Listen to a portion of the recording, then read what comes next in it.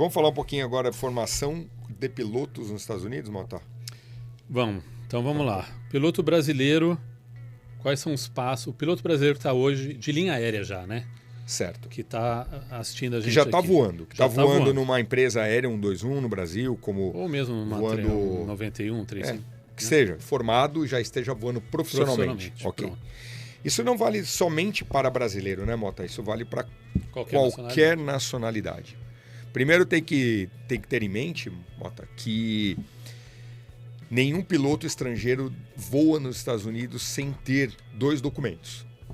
A residência permanente, ou green card, como queira chamar, e também o FAA. E o FAA que nós estamos falando, o mínimo é o HPL, que é o Airline Transport Pilot License, que seria o PLA brasileiro, né, em comparação aqui nos Estados Unidos. Então, esses dois documentos, eles são mandatórios para você fazer, inclusive, aplicação. Tá?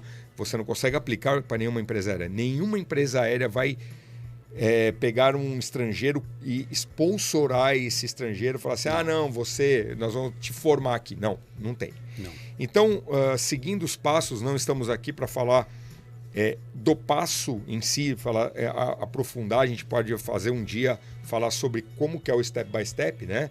Mas, primeira coisa, sempre nós aconselhamos o colega a procurar um escritório de imigração e já começar a fazer a aplicação, ver se ele é elegível a fazer a aplicação do Green Card e, em paralelo isso, já começar também a fazer o FAA. Porque você ter o FAA e o Green Card andam em paralelos. O que quer dizer isso? Não adianta você ter o Green Card sem ter o FAA, que você não vai trabalhar aqui. E também não adianta você ter o FAA sem o Green Card, também você não vai conseguir trabalhar. Então, uma coisa complementa a outra. Dá para fazer em paralelo? Dá. No mesmo tempo? Dá para fazer também. Eu sei que a questão financeira, ela pesa muito. Mas para quem está planejando, Mota, uma residência permanente nos Estados Unidos, tem que estar ciente que custa. Claro. Não é uma coisa barata. Claro. Não é uma coisa... E hoje, por curiosidade, está muito mais barato. Mas muito mais barato do que na minha época, na tua época. Nós chegamos hoje... Na minha época, eu cheguei a gastar $38 mil somente na parte de imigração. E gastei, na época, em torno de $17, $18 mil para fazer a minha conversão da minha licença. Se a gente for somar tudo isso, dá quase $60 mil. Hoje... um green card aí gira em torno, uma média, entre 9 e 14 mil. O EB2, você está falando. O EB2, né? O EB2. E para você converter tua licença, se você já voa o avião, por exemplo, o Airbus 320, você vai gastar em torno de mais 12 mil. Talvez você vai gastar 30 no total. Se você quer fazer um inicial do Airbus, do zero, você vai gastar em torno de mais 20. Então nós estamos falando aí de 40 mil. Mesmo assim, nós estamos falando de 20 a 30 mil dólares a menos que 6 anos atrás. Entendeu? Então, o candidato tem que procurar a aplicação da residência permanente, ter o FAA, e assim que ele já tem o FAA na mão, tá certo? Ele já está apto a procurar emprego aqui nos Estados Unidos. Então, só para dar uma resumida, vamos lá. O EB2NW especificamente, claro que existem outros tipos de visto, né? Mas o EB2NW é aquilo, é para quem não tem nenhum tipo de laço com os Estados Unidos, né? Tem outros vistos aí, que seria o cara que tem parente já, tem o pai, não interessa, casou. Não interessa não vamos nem falar disso porque seria muita coisa.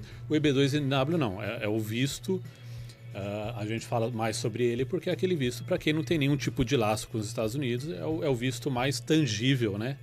Sim, é aquela pessoa que quer aplicar para os Estados Unidos baseado no expertise dele, né? Isso aí. Baseado no background profissional que essa experiência. Porque, inclusive, o EB2, você tem duas maneiras de aplicar. Você tem através de Advanced Degree, onde você tem que ter um bacharelado, um nível acadêmico na área. Proposta. Não adianta você ter bacharel, por exemplo, em direito para você querer aplicar para aviação. Não serve. Você tem que ter, na área de aviação, você tem que ter ou ciências aeronáuticas, ou aviação civil, ou engenharia aeronáutica. Uma dessas três que é associado à aviação. Certo. E após o bacharelado, após você ter formado e recebido o seu diploma de bacharelado, você tem que comprovar no mínimo 5 anos na área de aviação, principalmente em regime CLT. Os Estados Unidos, Mota, isso agora, tem que ser empregado. Os Estados Unidos não reconhece para aviador o que nós chamamos aqui de part-time, ou o que a gente chama no Brasil de freelance, né? Ou PJ. Porque no PJ só existe no Brasil. Por que PJ no Brasil? Para o piloto ganhar um pouco mais de dinheiro e o patrão pagar menos imposto. Só clarificando, o piloto ele pode aplicar de duas maneiras, né? Ele pode aplicar através de Advanced Degree. Ele tem que ter o bacharelado na área de aviação. E após o término da faculdade do bacharelado, ele tem que comprovar 5 anos na área, no field de aviação, CLT, ou seja, registrado, ganhando salário, tendo 13º, tendo o recolhimento dos impostos, tudo bonitinho. Não são aceitos para os Estados Unidos comprovação através de PJ e nem a part-time, que seria o freelance. E 5 anos após formado, se ele já voava durante a formação dele, ele voava e estava lá fazendo a faculdade, o que ele voou antes não vai valer. Não conta. Isso acontece demais, muito aqui. Por exemplo, o piloto tem 3 anos já na área. Ele tem 3 anos, está voando, por exemplo... Como muita gente hoje já está voando. Eu mesmo fui assim, eu estava voando e fiz faculdade de ciência aeronáutica. Só contaria depois que eu me formei. Exato. Tá? Então, vamos colocar um exemplo prático. Você tem 3 anos dentro de uma linha aérea. Vamos lá que você está voando na Gol, por exemplo. Lá, Boeing 737, você tem 3 anos de linha aérea. Mas você começou a fazer a faculdade o ano passado, ou seja, você tem 1 ano de faculdade. Esses 3 daqui a 3. Exatamente. Esses 3 anos vai contar para você aplicar como Advanced Degree após a tua formação acadêmica? Não vai. Você tem que terminar a tua faculdade, terminou, aí sim diploma, contar 5 anos. Começa os 5 anos. Contar 5 anos. Mas existe a outra maneira de aplicação, que nós chamamos de Exceptional Ability. O Exceptional Ability é exatamente para aquelas pessoas, que no meu caso também, e também no teu caso, que não tem a graduação, o bacharelado na área, né? Porque na nossa época não era obrigatório, né, Mota? Na nossa época... Não, eu acabei fazendo depois, mas na época que eu apliquei eu não... Eu acabei não fazendo. Eu não tinha. Mas, para quem não tem o bacharelado, você pode comprovar com, no mínimo, 10 anos na área. 10 anos na área. Também, CLT, tudo bonitinho. Essa é uma pergunta que vem muito, assim. 10 anos também vínculo empregatício. Não adianta eu comecei a flight school, a escola de voo, há 10 anos atrás, o meu primeiro emprego foi há 7 anos. Não, esses 3 anos não vai contar. Eu recebo muito 10 anos currículo. Trabalhando como piloto. Piloto, exato. Eu recebo muito currículo para dar o feedback de análise técnica. Se esse piloto ele tem a viabilidade ou não, tecnicamente, para aplicar para um EB2NW. Né? Para quem não sabe, o EB2 quer dizer Employed Basement, Second Preference é segunda preferência na categoria de Green Card, e o NW é o National Interesting Waiver, que é o interesse nacional.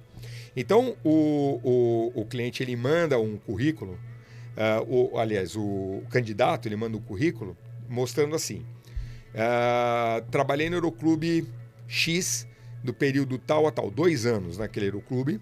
Depois disso, ele foi voar um King Air, ou de um fazendeiro, ou de um táxi aéreo, do período tal a tal, e depois ele entrou numa empresa aérea, seja ela qual for, e ele está daquele período tal a tal. Ele cumpre os 10 anos de aviação ali, ele cumpre.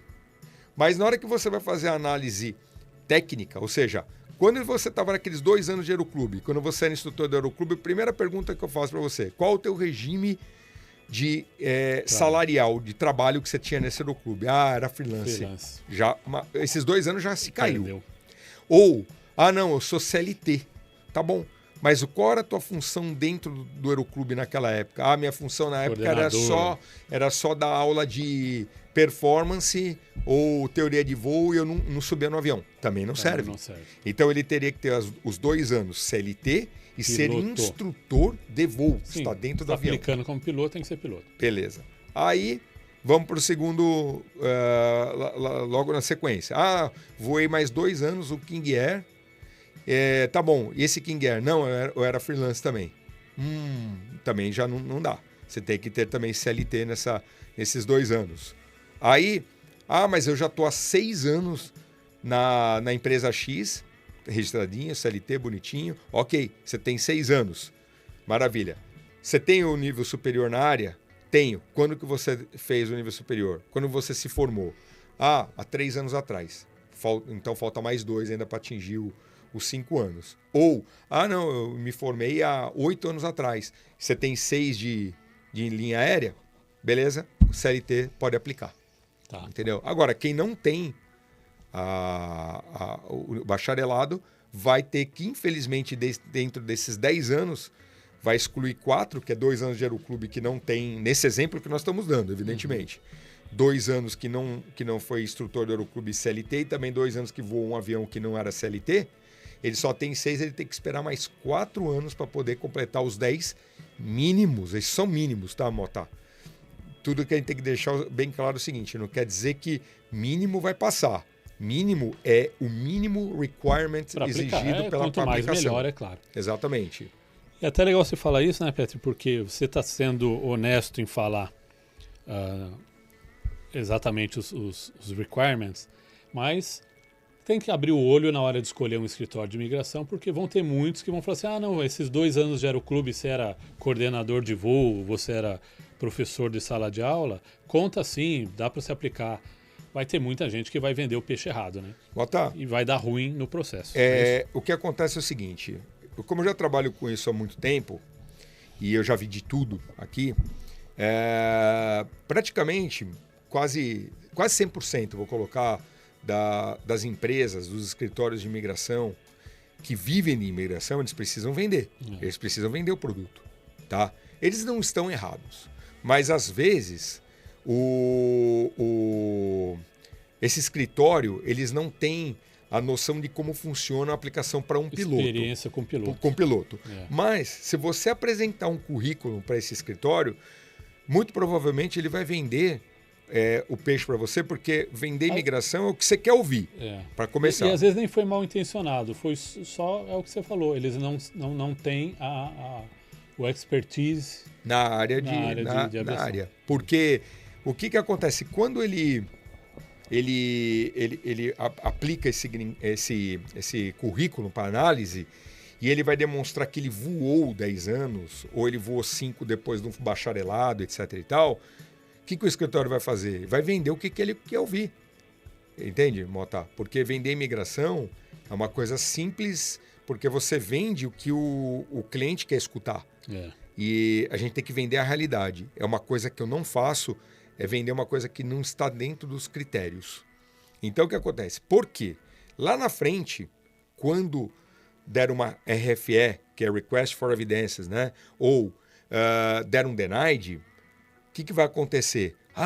Você me enganou? Não enganei não. Eu fiz o processo certinho para você, só que infelizmente você pegou um oficial aí que ele tem um coração... não é um coração mole, o cara foi duro, o cara analisou a fundo. Vamos reaplicar de novo o teu caso, aí você vai perder mais 2, 3 anos aí.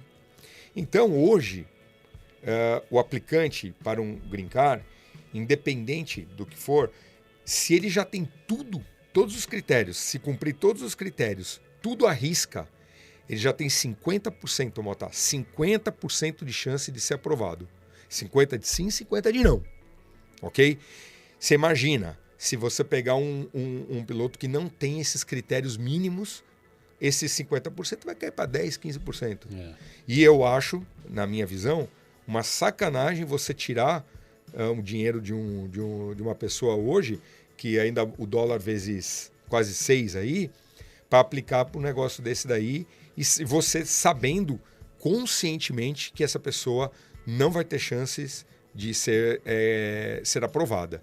Então, eu não faço isso. Eu boto a cabeça no meu travesseiro, consciente de que tudo que eu faço, tudo que eu transmito para o meu cliente é sobre isso daí, eu falo exatamente a realidade, exatamente o que ele vai encontrar pela frente. Eu sempre falo, eu prefiro não vender nada para você e ser teu amigo, ganhar uma amizade, do que eu vender para você e ficar acabando levando um cliente nas costas em termos assim de hoje de 2 a 3 anos, até 4 anos. De arrastando aquele processo. Arrastando. E detalhe, né? Quando dá certo, ou seja, se aprovou um cliente, não faz mais do que tua obrigação, porque o cara pagou. Você deu certo. Agora, quando dá errado, Mota, aí aquele ditado, né? Que para a parte pró não expande, né? Para a parte negativa, aquilo vai para uma rede, né? Entendeu? É sem dúvida um processo que quem está fazendo tem que estar totalmente ciente dos riscos e das possibilidades de dar certo ou de dar errado. Muito.